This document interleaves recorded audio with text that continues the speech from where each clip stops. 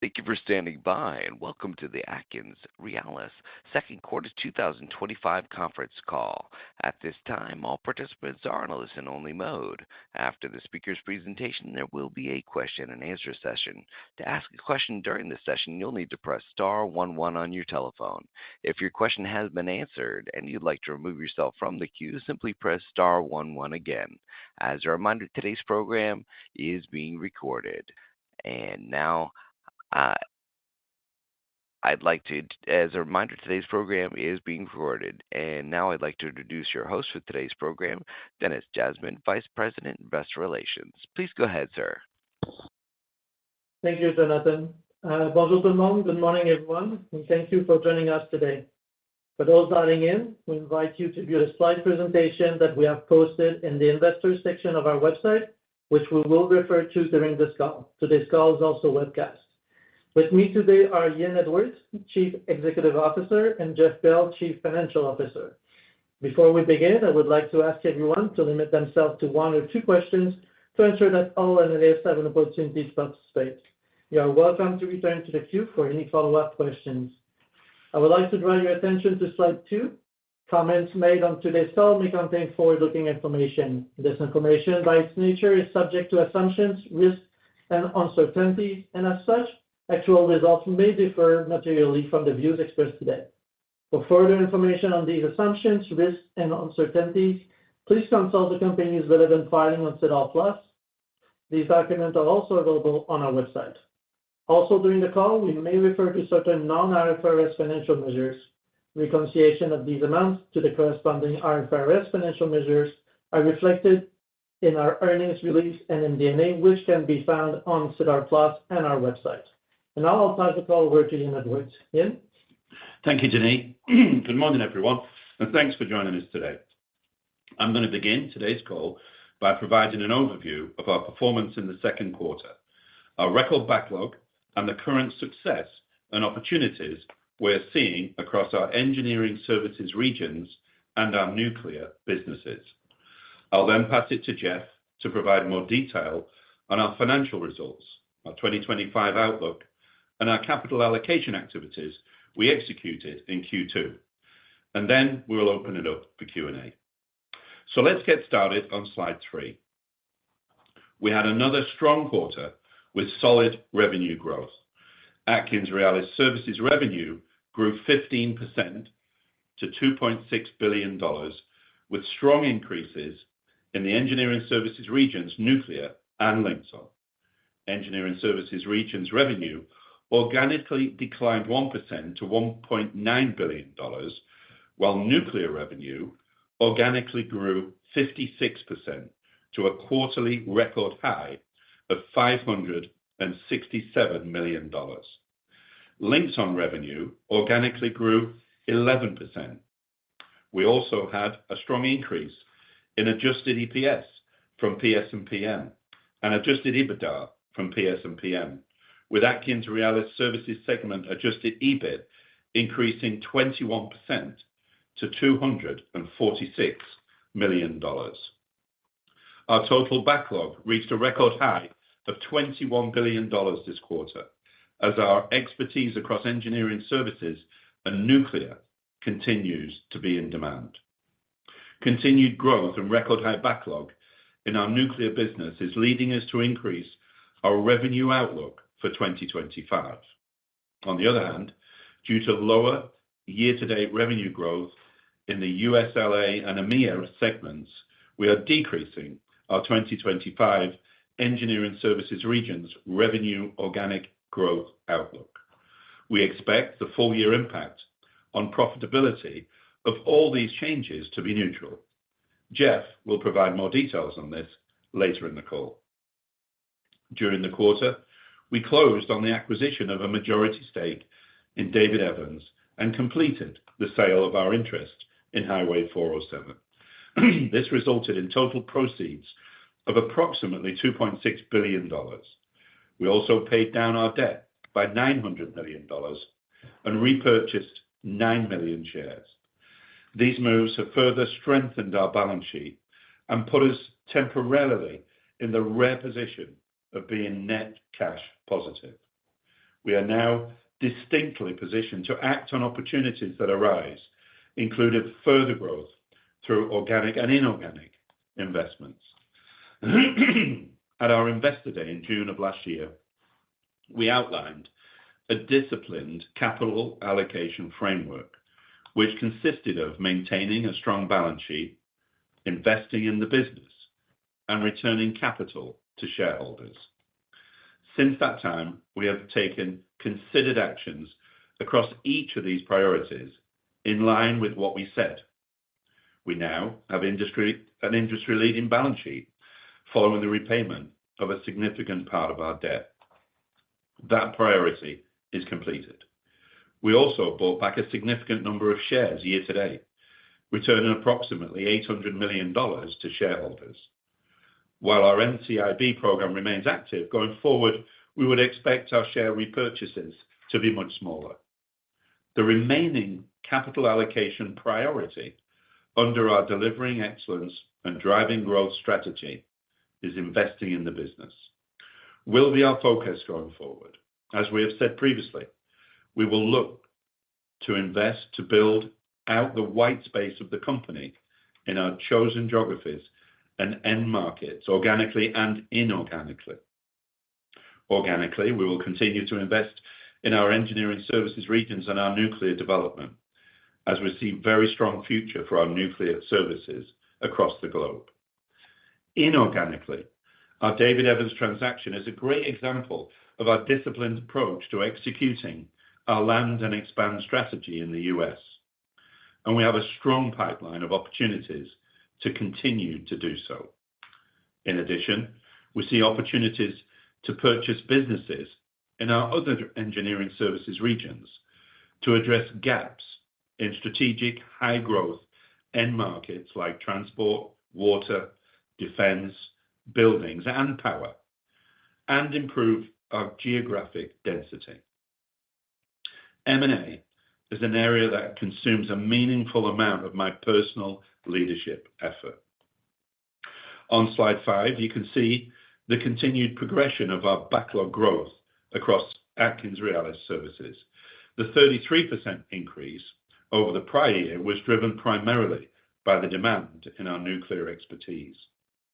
In Canada, we were awarded a $450 million contract extension for the first of 4 planned small modular reactor units in Darlington. We also have been selected as the technical and project management delivery partner for phase 1 of the Calgary Green Line. In UK, our prior successes at London Heathrow Airport has led to additional awards this quarter in support of preventative systems maintenance at their main tunnel.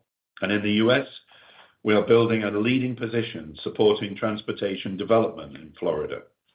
This quarter, we were awarded a design and development contract for Florida's 500-mile toll network.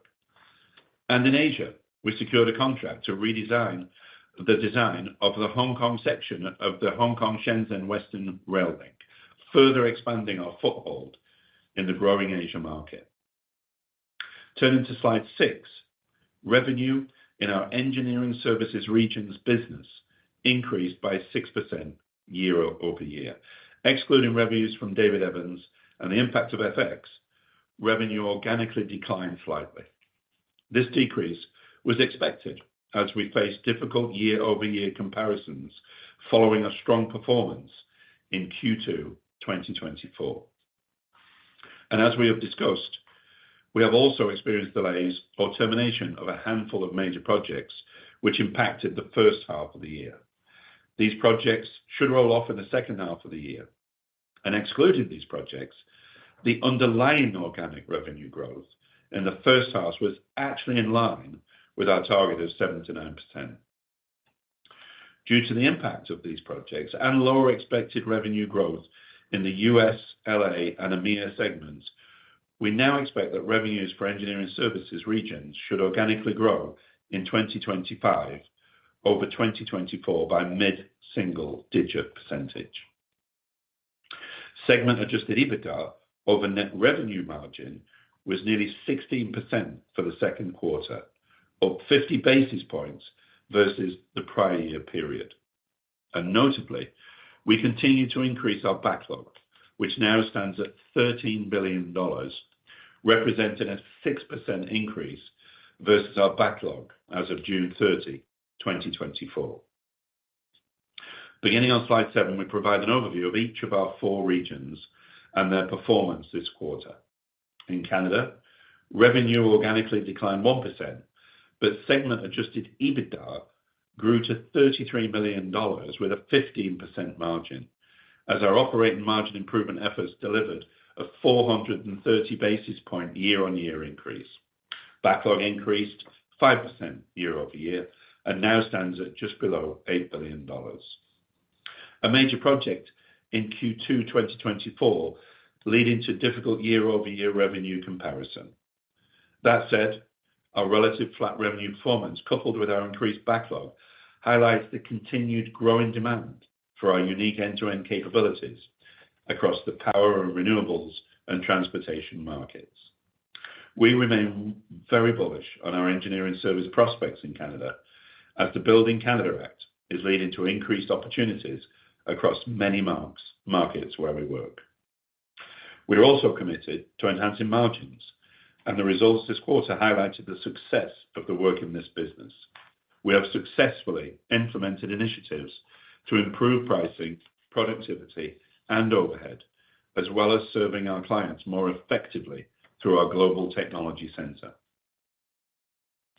In UK and Ireland, revenue grew 11% and organically grew 5% year-over-year, primarily by strong demand in water and infrastructure markets and new investment programs in aviation and rail signaling, as well as in the defense market.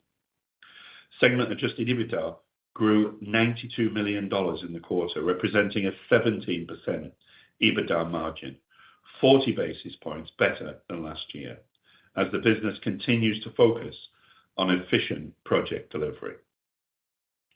Backlog grew 13% year-on-year to approximately $1.9 billion, driven by wins in water, aviation, and infrastructure.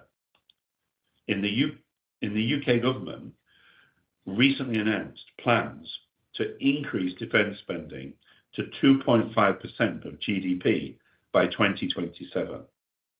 Additionally, the government's 10-year infrastructure strategy commits to over $1.3 trillion in infrastructure investment over the next decade, spanning our key sectors of water, energy, aviation, and rail. Turning to slide 9, our US land and expand strategy continues to make strides.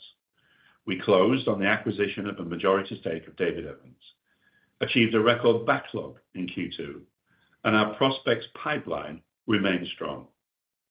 During the second quarter, revenue increased by 18%, but excluding David Evans' acquisition and FX, revenues organically declined 3% year-over-year. Strong growth in our US engineering services and transportation, infrastructure, and industrial markets was offset by a decrease in our global minerals and mining sector. Segment-adjusted EBITDA was $54 million and a 13.7% operating margin, an improvement of 60 basis points over the previous year. The backlog increased 17% year-over-year to nearly $1.8 billion, as we continue to prioritize client engagement and leverage our unique end-to-end capabilities. We continue to build our backlog in the US, winning work with the Department of Transportation and Infrastructure Solutions. Early collaboration with David Evans' team is progressing as planned and has already resulted in winning work together in the US Northwestern. As we continue our land and expand strategy, we look to strengthen our foothold in growing end markets and regions across the country. And while uncertainties around tariff negotiations continue, it's important to emphasize that we've not been directly affected by these measures. That said, we are closely monitoring potential effects on the broader US economy, and we've seen some delays in infrastructure project wins converting to revenue. Regardless of the near-term market uncertainty, our conviction in the long-term growth of our end markets remains strong. We are strategically positioned to capitalize on many opportunities, leveraging our robust balance sheet and increasing cash flow to expand our footprint, and drive sustained value creation. In EMEA, revenue declined 8% and 9% on an organic basis. Segment adjusted EBITDA declined to $31 million, representing a 16% margin over net revenue, down just over 3% from a year ago to the business mix of projects. Total backlog in EMEA was approximately $1.3 billion, down 4% versus the second quarter of 2024. And declines in revenue and backlog is mainly due to lower volume on buildings and places projects and the completion of a large project in the Middle East at the end of last year. Specifically in Saudi Arabia, budget reprioritizations on large-scale programs are taking place, leading to some award delays and completion of major projects. However, the long-term outlook remains strong. And while we are pleased with the current size of our Middle East business, we expect to continue to grow the EMEA region through a disciplined revenue growth strategy in Asia and Australia. In Asia, backlog has continued to grow as we are seeing sustained investments in infrastructure and transportation. In Australia, we are focused on expanding our presence through opportunities that leverages our global expertise, such as defense, power, and infrastructure. We are confident in the sizable opportunity that Asia and Australia markets represent over the long term. I'd now like to move to slide 11 and the results of our nuclear business. We continue to demonstrate significant growth, achieving an organic revenue increase of 56% compared to the second quarter of 2024. Our nuclear backlog is now $5.6 billion, 223% higher than our backlog as of June 30, 2024, which continues to primarily grow through life extension bookings in the CANDU fleet in Canada, Europe, and Asia. Segment adjusted EBIT grew 47% to $64 million in the second quarter, and segment adjusted EBIT margin was approximately 11%. Segment adjusted EBITDA grew 42% year over year, and the margin now stands at 25%. On slide 12, we highlight the achievements across our nuclear CANDU and services portfolios. In our CANDU business, Canadians for CANDU continues to gain support, and we're actively engaging in bidding discussions for several large new nuclear projects in Canada and abroad. In Europe, we entered into an agreement with EDF, one of the world's leading electricity production and distribution companies.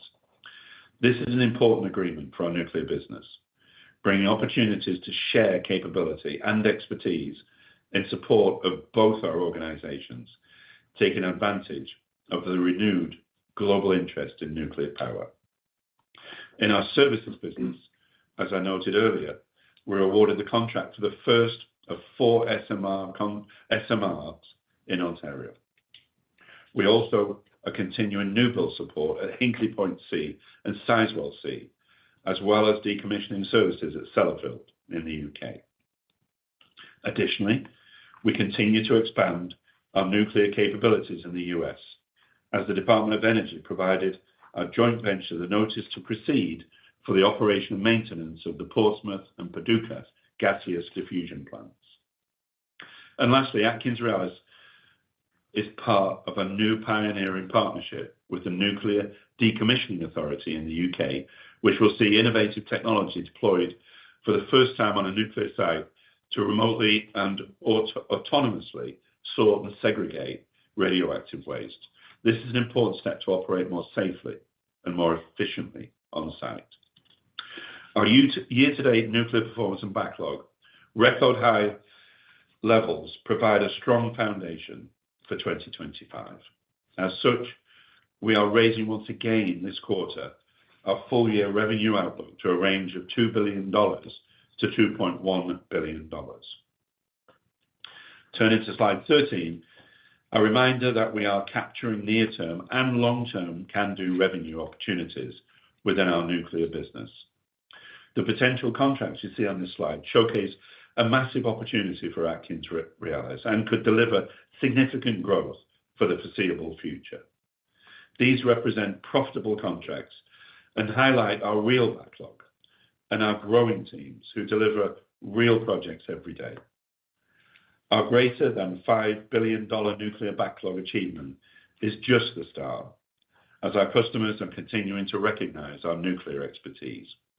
We've been working hard to bolster our backlog with high-quality wins. Total backlog does not include follow-on stages for our recent wins and a very small amount of can-do nuclear. We cannot overstate the significant opportunity in front of AtkinsRe in the nuclear sector. Now moving to slide 14 and our Linxon LSTK projects and capital businesses. In our Linxon segment, revenue organically grew 11% year over year. Linxon realized a 360 basis point of EBIT margin expansion in the second quarter as operational improvements continue to positively flow through the business. Backlog increased 28% to $2.1 billion at the end of the quarter. We are seeing backlog improvement across the Americas, Europe, and the Middle East. On LSTK project, segment-adjusted EBIT was in line with expectations. Commissioning and testing on the Ontario Eglinton project is progressing well, and the backlog decreased 40% year over year at the end of the second quarter as work continues to progress on the REM project. On capital, we completed the sale of our interest in Highway 407 and received our last dividend of $13.5 million in April. Other assets continue to perform well. I'll now turn it over to Jeff to discuss our financial results and 2025 outlook. Thank you, Ian, and good morning, everyone. Turning to slide 16, total IFRS revenues increased 15% year over year, totaling $2.7 billion, which included revenue increases of 6% in engineering services, 59% in nuclear, and 16% in Linxon. Total segment-adjusted EBIT for the quarter increased 18% to $246 million, mainly due to AtkinsRe services, as Capital's $19 million adjusted EBIT was offset by LSTK projects' negative EBIT of a similar amount. Corporate SG&A expenses from PS&PM totaled $30 million in the quarter, below Q 2024 as expected. We continue to anticipate that these expenses should be between $120 and $130 million for the full year.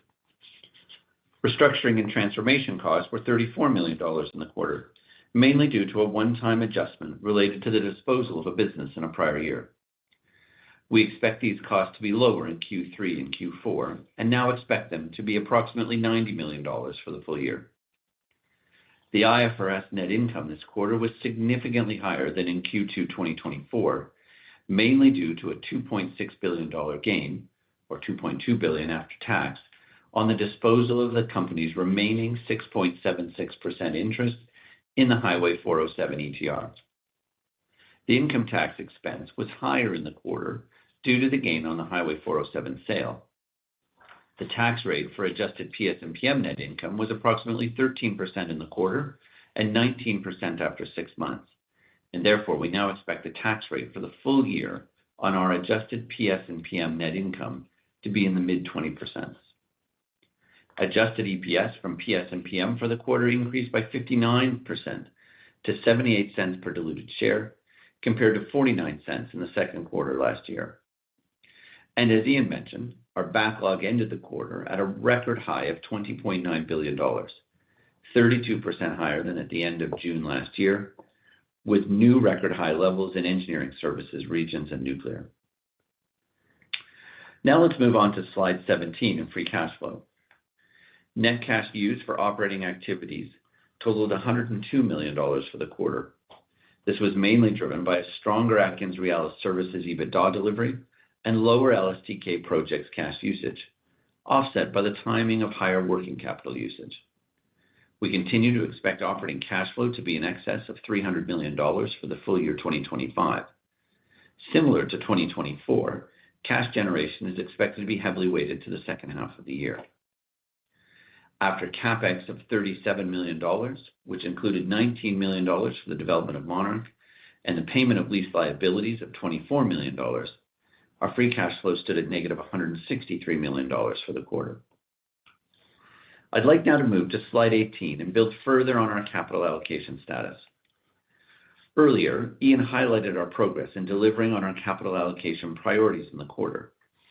As you can see on the slide, during the second quarter, we strengthened our balance sheet, invested in the business, and returned capital to shareholders. Driven by the proceeds from the sale of our remaining interest in the Highway 407, our cash on hand increased to $953 million. Our recourse debt decreased from $1.1 billion to $695 million compared to December 31, 2024, and as a result, our leverage ratio is negative 0.3 times. We have also repurchased approximately 9 million of our shares year to date, returning nearly $800 million to our shareholders. As discussed earlier, our focus going forward will be primarily through investing in the business, particularly with acquisition opportunities that fit our strategic, financial, and cultural criteria. We would expect to continue to execute on our bolt-on acquisition strategy that over the next 18 months would result in a return to a net recourse debt to adjusted EBITDA ratio in our targeted range of 1 to 2 times. I'd like to now turn to my final slide, slide 19. As you have also heard Ian say on nuclear, this end market continues to be very strong, the demand for our services continues to grow, and our backlog is at a new record high.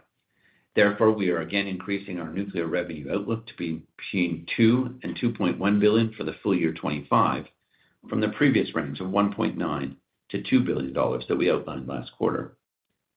On the other hand, we are decreasing the engineering services region's 2025 organic revenue growth outlook over 2024 to mid-single-digit %, from the previous range of 7 to 9%, reflecting lower than expected revenue growth in the USLA and EMEA segments. Note that we expect David Evans revenues, which is excluded from this organic revenue growth, to be around $300 million for 2025. We remain confident in our medium-term target of 8% plus revenue growth for engineering services, as outlined in our Delivering Excellence Driving Growth strategy, and see the lower growth rate of 2025 as temporary in nature. All other financial outlook metrics for the full year 2025 are maintained. And with that, I'll now hand the presentation back to Ian. Thank you, Jeff. We had a strong quarter in the first half of the year, marked by increased demand for our engineering services and nuclear capabilities, alongside strategic internal actions to strengthen our capital structure. As I stated earlier, our strong balance sheet and our appetite for growth puts us in a distinctive position to capitalize on opportunities that may arise in the current macroeconomic landscape. Energy transition and infrastructure development needs are fueling growth in our markets, where we have either built a strong foundation or are continuing to land and expand. We are doing this under the guide of our Delivering Excellence and Driving Growth strategy, which focuses on optimizing the business, accelerating our footprint in growing end markets and regions, and exploring untapped opportunities. We have accomplished a lot in our first 6 months under this strategy, but we are just getting started.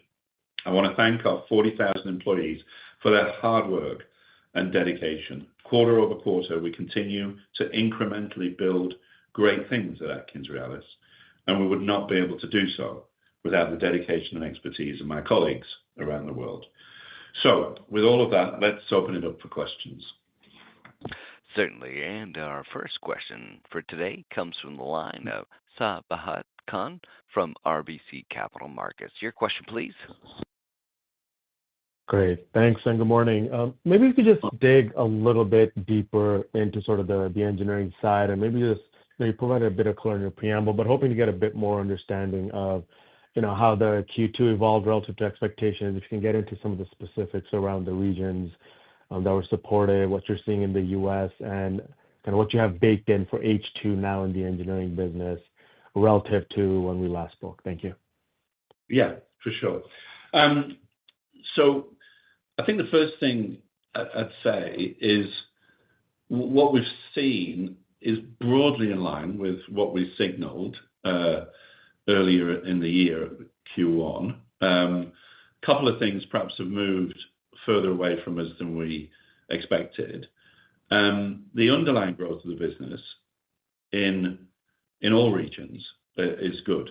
And so we have confidence in the ability to deliver on the rest of the year and going forward beyond that. Now, there are really three specific things that gave us some headwinds. And the first, we have signaled this before, is we had this large battery factory in Canada, which was not moved forward to phase two. It was cancelled. And there were very strong revenues in H1, all the way through, actually, Q4 23, all the way through to H1 24. So that's behind us, and we'll see better year-over-year Canada growth. Canada is actually performing really well. Happy to kind of go into a bit more detail later. EMEA. I think EMEA is interesting. There's some reprioritization there. We are not able to secure yet the phase two of a very large contract. That's been delayed. And from where we see it right now, it's going to be delayed significantly. We were expecting that in Q1. It's probably, I don't even know if it's Q3 or Q4 now. But underlying, again, the business is at a level that we're pretty happy with in EMEA and pretty strong. And we're not about to go around chasing low margin work to try and build those revenues. So EMEA growth is really going to come from Asia and Australia, where we've got very, very small businesses. And the US, our US business also has the minerals and metals in there. There was a year-over-year issue, but also in the US, we've seen some of the projects get delayed state by state. I mean, we're not federally exposed, so we're not really exposed to any federal adjustments that have been seen in the industry. But we have seen state by state. Now, actually, we're seeing those coming back. And as we develop our pipeline going forward, it looks pretty good, and the growth looks pretty good. And in actual fact, in H1, when you take out the mining contract, the underlying growth is still reasonably strong. So for all those reasons, we've obviously developed our pipeline and done some analysis on the second half, and felt that we should lower our outlook. But if you look at the backlog, which is a real forward-looking indicator, it's actually very strong, and remains strong at 6% for the engineering services regions. So I think we're in good shape for the future. But as I said, some specific headwinds. Got it. Thanks. And then just from a follow-up, maybe if we just dig a little bit into kind of your balance sheet position, talk a little bit about the pipeline of M&A opportunities. Obviously, the first larger transaction is now closed. You did a large buyback. Maybe just if you can walk us through plans for the rest of the balance sheet capacity, pipeline on M&A, and just a little bit more color there. Thanks very much. So clearly, we are very pleased that we have been able to deliver against all of our Investor Day capital allocation priorities. And as I said in the presentation and in the narrative, that those three things, to strengthen the balance sheet, return funds to shareholders, and invest in the business, are all kind of well progressed or in play. I'm going to let Jeff talk to the kind of strength of the balance sheet and the position going forward on returns to shareholders. But our key priority now is inorganic growth. It's investing in the business for growth. And our strategy for M&A remains the same as I've said before. We're not about to do, a major transformational acquisition. We're going to stay in our lane for the short term. Businesses the size of David Evans, looking at white space geographically or end markets, looking at primarily platforms to grow organically, revenue synergies. And we're very excited about that because clearly we've got the appetite, the market's there, and we've got the balance sheet to do it. So Jeff, maybe just a bit on the buyback and the balance sheet. Yeah, I mean, I think to build on that point, Ian, we see a great pipeline of opportunity, both in our priority market for M&A in the U.S., but also elsewhere. Combine that, as Ian has said, that being our primary focus. We have bought back, a significant number of shares year to date, and we would expect that, therefore, to be fairly small, in the remainder of the year. We'll be a bit opportunistic about that, but as Ian said, the real focus will be continuing to deploy capital in bolt-on and tuck-in acquisitions in those white spaces. Great. Thanks so much. Thank you. Thank you. And our next question comes from the line of Chris Murray from ATB Capital Markets. Your question, please. Yeah, thank you, folks. Good morning. Maybe turning to the nuclear business, certainly some good growth and things that we're seeing there.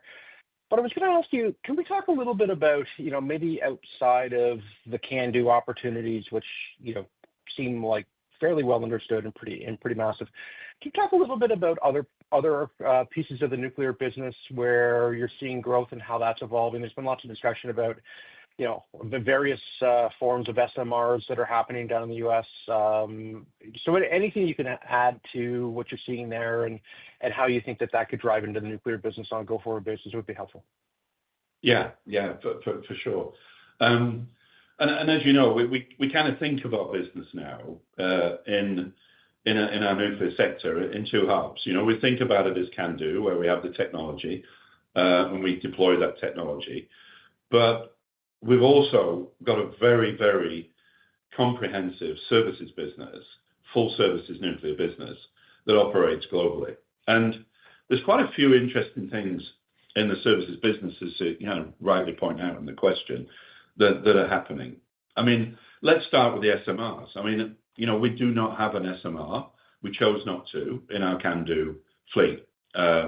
We decided to be agnostic to technology, and we decided to support the first, I would say, definitely in North America, probably the first SMR in the global north, the developed world, at the Darlington site with GE Hitachi, and we are playing a role called architects engineer, and you'll have seen the award for a $450 million contract to play that role in the development of that first SMR. So for AtkinsRe, I think being involved in the very first SMR is a game changer for our brand as a nuclear business. Other SMRs around the planet are trailing. I would say the closest to it in terms of being deployed would be, this is an opinion, it's not a fact, it would be Rolls-Royce, because they've been selected by the UK government to deploy their SMR across the UK. We are a partner of Rolls-Royce also, and we've been working with them through the development of that SMR. We are not currently partnered with any of the US SMRs, but having said that, we're not aware of any kind of, commencement of construction. There's a lot of MOUs in place, but I'm not aware of anything that's actually physically being deployed right now. But we keep an eye on that space because clearly the US is an exciting place for nuclear, not least of which would be through the hyperscalers as they look to find solutions for their electricity, for their data centers. So we've got a very keen eye on that. Obviously, nothing to really talk to of any substance right now, but we're following the story closely. And then dealing with waste and remediation of nuclear waste. We've just won some contracts at Sellafield in the UK, which is great. And as you know, we have a strong business in the US, which works for the DOE on their contracts. And we own technologies as well, with IP connected to them for decommissioning and waste management. And then, of course, this partnership we have with EDF is pretty significant in that we are supporting them on non-nuclear engineering at Hinkley and doing the same now at Sizewell, as Sizewell has got the go-ahead by the UK government. And at peak, in Hinkley, we would have had 800 engineers, and we would expect the same at Sizewell. So very significant contracts. But we're also helping EDF in France. So our French-speaking contingent of engineers in the nuclear sector are working in France, supporting EDF. So there's a lot going on outside of CANDU, and I appreciate the question because, most of what we've talked about in the past is all CANDU. A long answer. No, it was a good one. Thank you.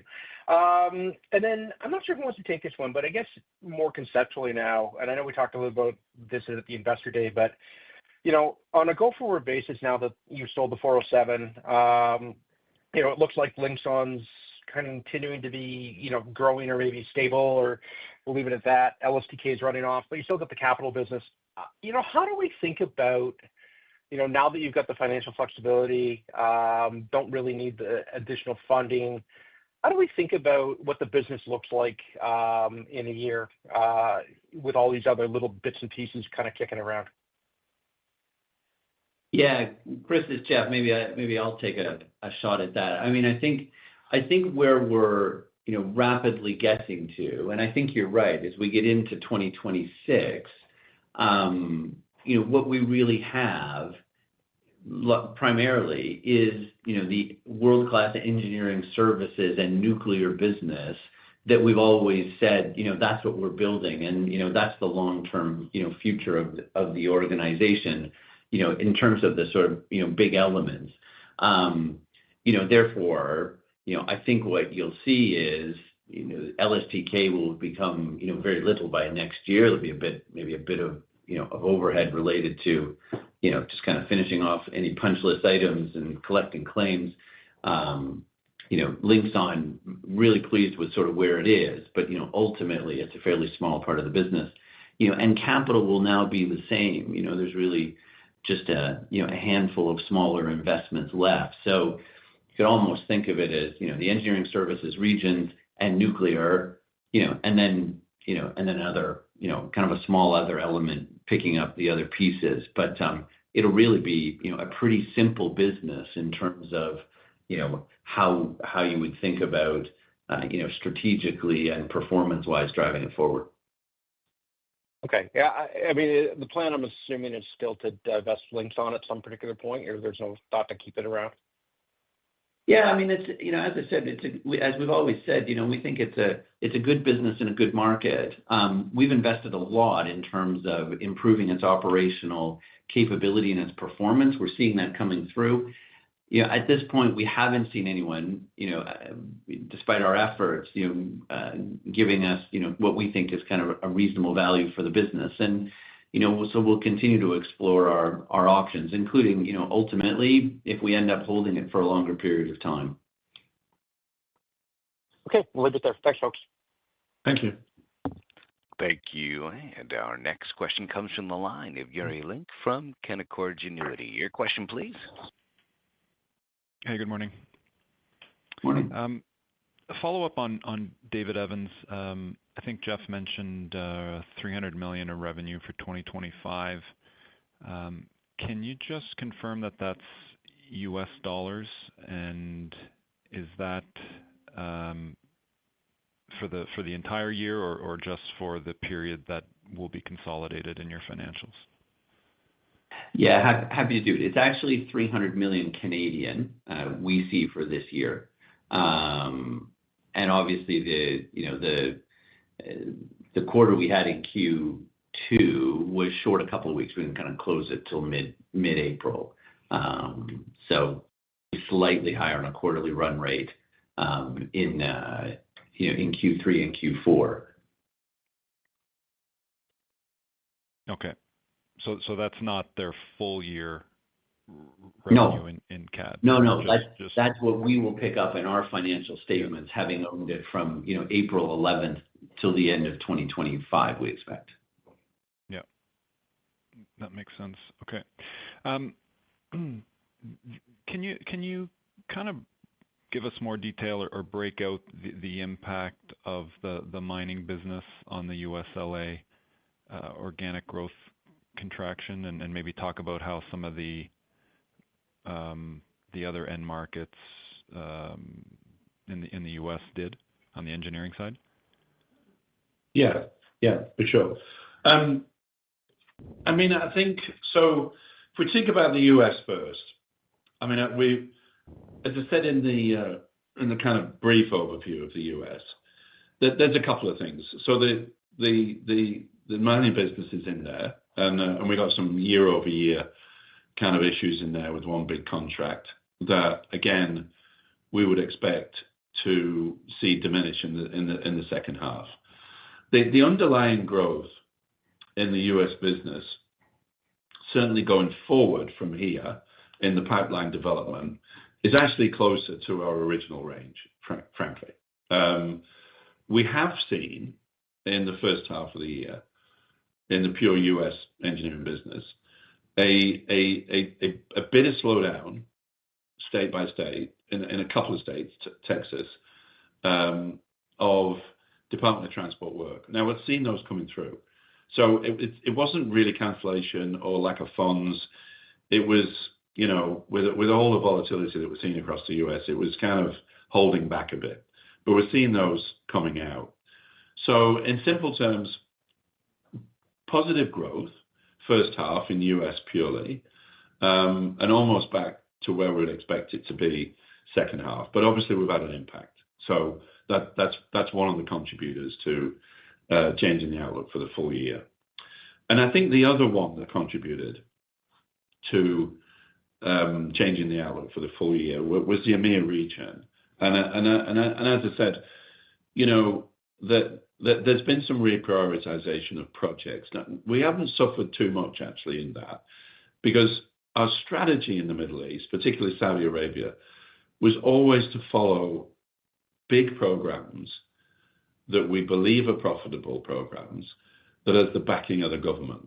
Now, NEOM did pull back a bit, not too much effect, but one of these other big projects in Riyadh has got pretty seriously delayed. I mean, we were expecting the Q1 kind of move forward, and as I said, I'm not even sure it's going to be Q3 now. So that's obviously had an effect. But we are really comfortable with our business in the Middle East. We've grown there a lot. We've got good, profitable work, and we're not going to chase unprofitable work to fill the gap, so to speak. And that's why we've kind of pulled down the outlook for the rest of the year. Now, as I see EMEA going forward, I see enough opportunity in the Middle East to keep it growing at a reasonable rate, status quo sort of thing. But our real growth for EMEA will come out of Asia and Australia. We've got a new president looking after the EMEA region. We're doing a lot of work right now, and we have virtually no business in Australia and Asia. So we're going to be seeing the EMEA region grow in line with our other good regions. And then when you look at what's happening in Canada and the UK, the UK is doing really well for us. We have a fully diverse business across the UK. Our backlog is up 13%, and we've got organic growth of 5% in the UK. And now with the $1.3 trillion infrastructure strategy being announced across the country, in the things that we are good at, it's a pretty positive outlook for infrastructure. And you'll see in the quarter, we won work in water on the AMP8 program. We won national highways work, and we're winning work back at Heathrow now that they've announced the third runway. So we're really pleased on the UK, and Canada is doing well. And when you think that the EBITDA is up 430 basis points, the backlog is up 5%. Got some good wins from East Harbour, Metrolinx, GTA, the airport authority in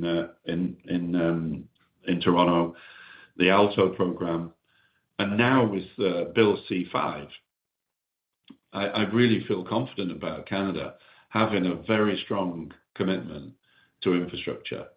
I've personally been involved in some roundtables, and I'm feeling really positive about it. So all in all, I think our engineering services business, if you think about a long-term guidance, a long-term outlook, it's going to be there. But we've just had to pull it back a little bit this year. Okay. Thanks for the color, guys. Thank you. And our next question comes from the line of Krista Friesen from CIBC. Your question, please. Hi, thanks for taking my question. Maybe just on the David Evans acquisition, first one in a while. Can you just provide some color on how the integration is going there and maybe any surprises that you've encountered positively or negatively? Yeah, for sure. And obviously, you're right. It's our first acquisition for a while, and we spend time to find something which was of quality. We will always follow that strategy going forward. It is a great company with great culture and a great track record and reputation. Obviously, it's early days, but we work with them a lot, through the due diligence period, and we've hit the ground running. And they are 11 weeks in. We are focused on revenue synergies.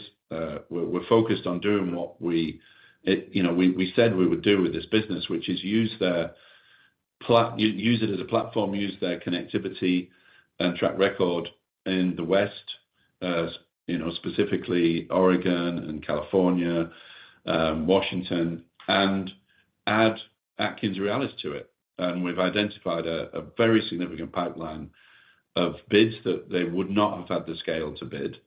And we have won our first work together, and we're winning some work together. So far, so good. We see the teams there as, in the main, very happy with the relationship. And I've got some good leaders that are working with them day to day that are very, should I say, keen to make sure this works. Okay, great. And then maybe if I can just follow up on the nuclear conversation. So you announced the partnership with EDF about a month or two ago, and then just a few weeks ago, EDF kind of came out and said that they're looking at pulling back a bit from some of the overseas work. Does this impact you, or does it create maybe some opportunities for Atkins? Yeah, no, I see that as opportunities. I mean, so we've had a relationship with EDF for many years at Hinkley. We started very, very small at Hinkley. Hinkley C in the UK is an EDF technology.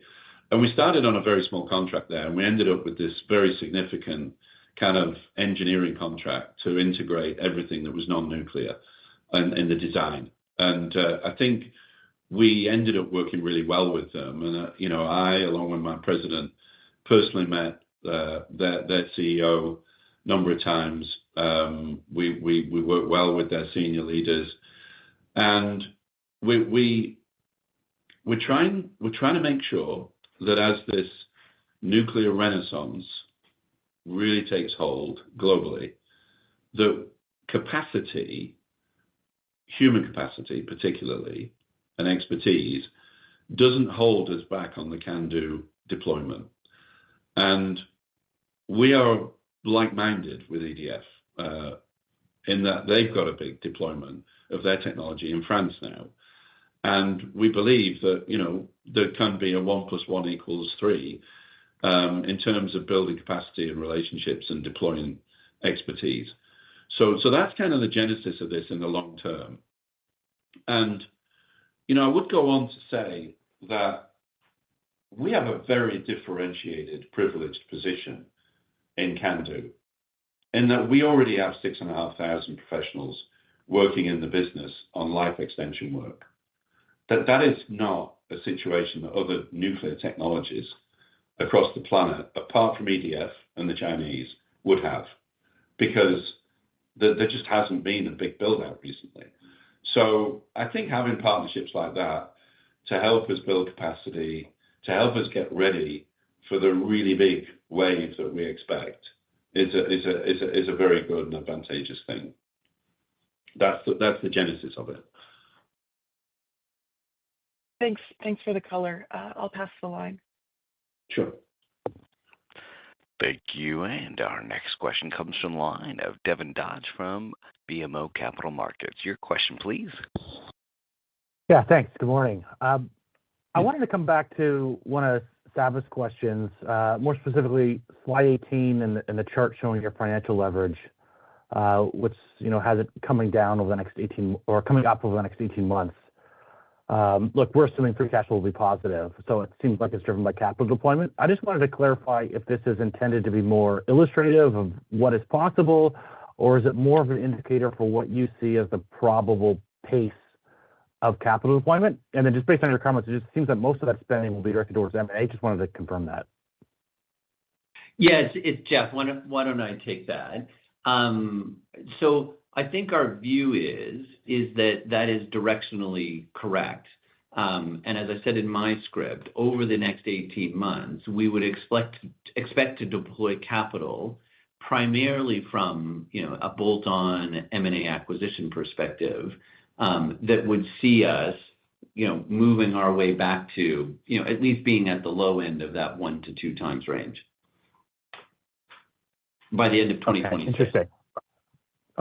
Okay. And then maybe just, Jeff, can you remind us of the timing for Atkins to acquire the remaining interests of David Evans? Yeah, we have a route to get there. It is dependent on a couple of different elements. So we would expect over the next kind of few years that we'd ultimately end up with 100%, but it could vary around. Okay. So second question. Look, I think we all recognize it's difficult to get specific on the timing of potential new build projects in nuclear, but based on the ongoing discussions that you have with clients in Canada, China, and elsewhere, just is there a framework for when you expect to see these contracts come forward? And where we stand right now, is there more near-term optimism for these emerging in Canada, or could some international opportunities come forward first? So thanks for the question. I mean, our priority is Canada. I mean, we're a Canadian company, and the origin of the technology is Canada. So our priority is Canada. We're doing an extensive amount of work trying to position AtkinsRe as the chosen technology. There's no given here, right? For the 2 announced large nuclear plants at Wesleyville and Bruce. So they're announced as sites that are allocated for that. We are working hard to ensure that we're selected. And I can't, it's not my decision, but I think that's not years, that's months, right? Would be my read. But again, that's my view, right? It's not a fact.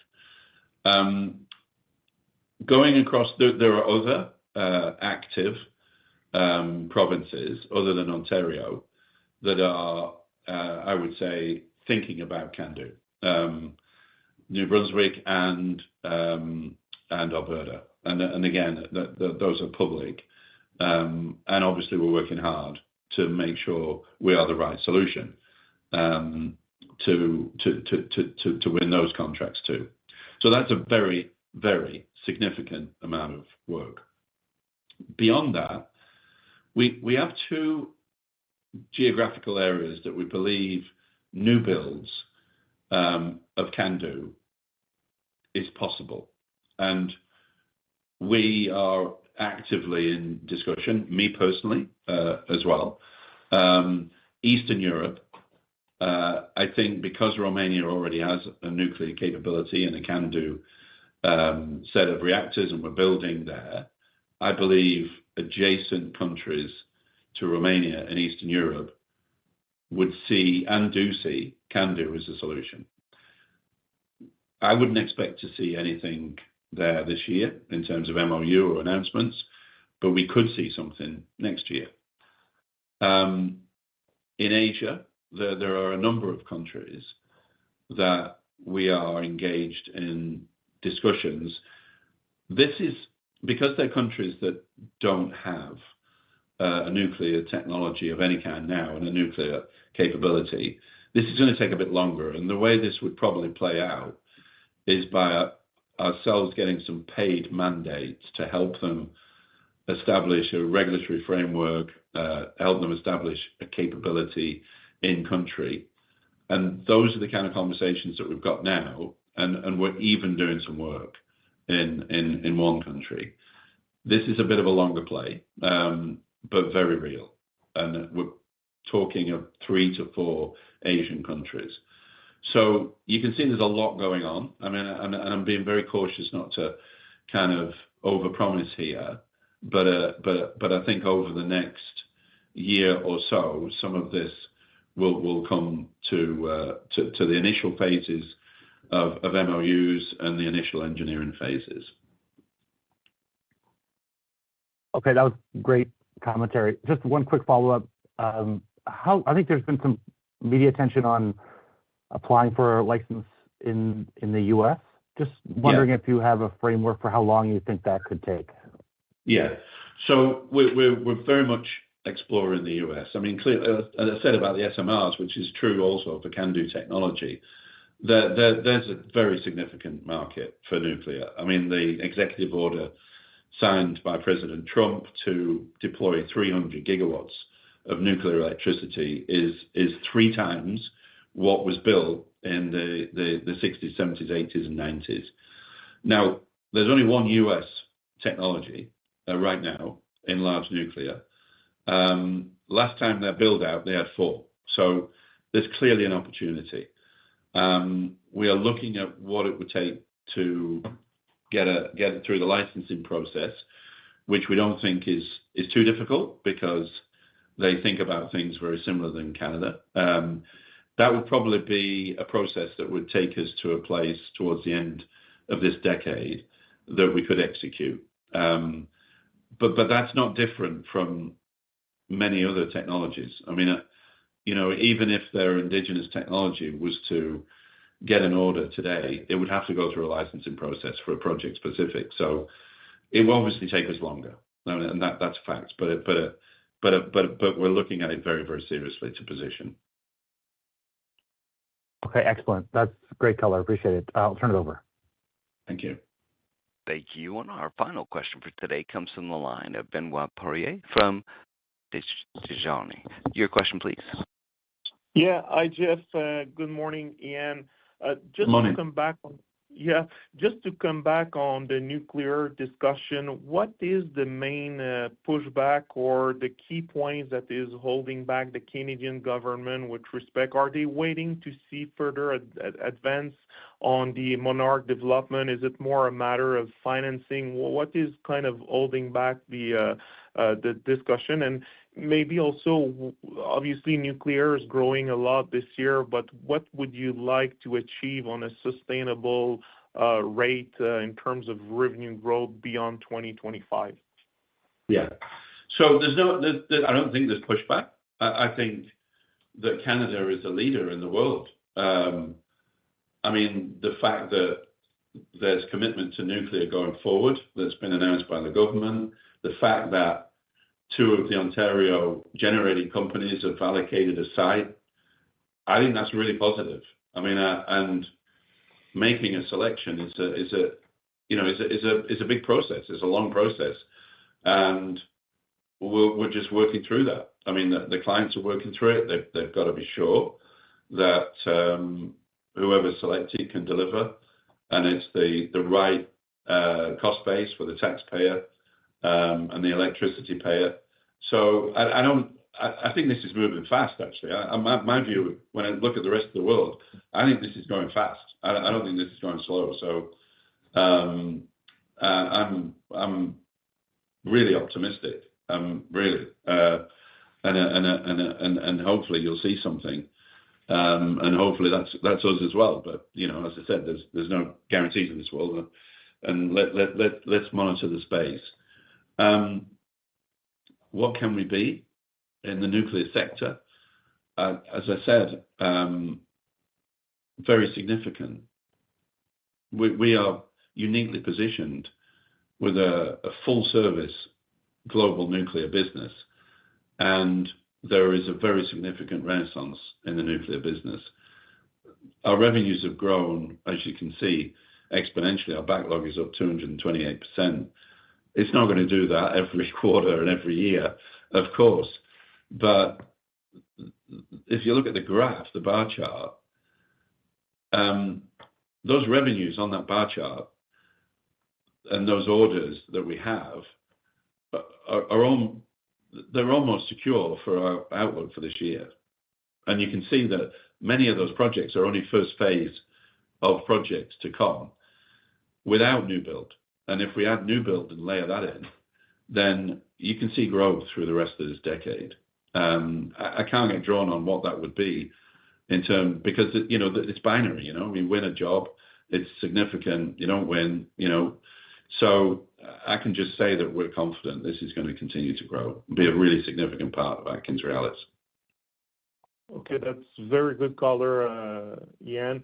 And maybe for Jeff, in terms of capital allocation, you mentioned that the intent to come back in the optimize leverage over the next 12 to 18 months, largely driven by bolt-on acquisition. So could you maybe provide more color about the number of bolt-on that could be added, or are you more talking about one or maybe a few, Jeff?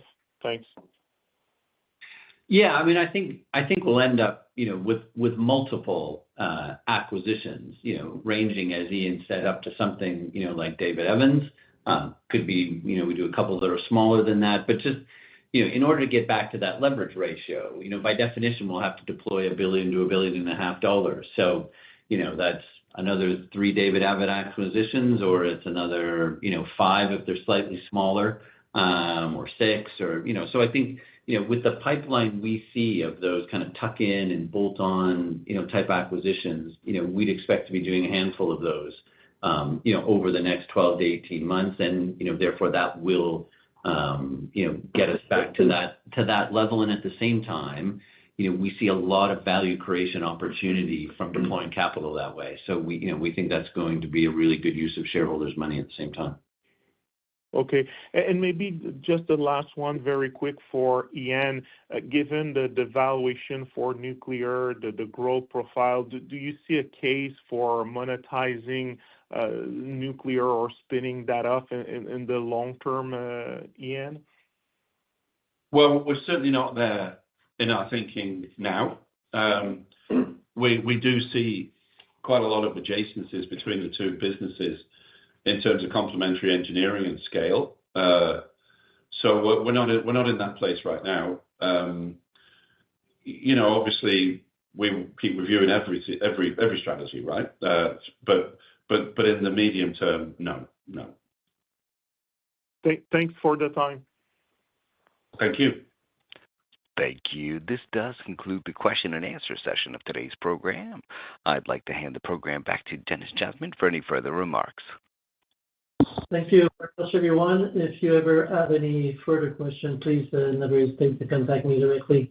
Thank you very much, and have a good end of the week. Thank you. Thank you, ladies and gentlemen, for your participation in today's conference. This does conclude the program. You may now disconnect. Good day.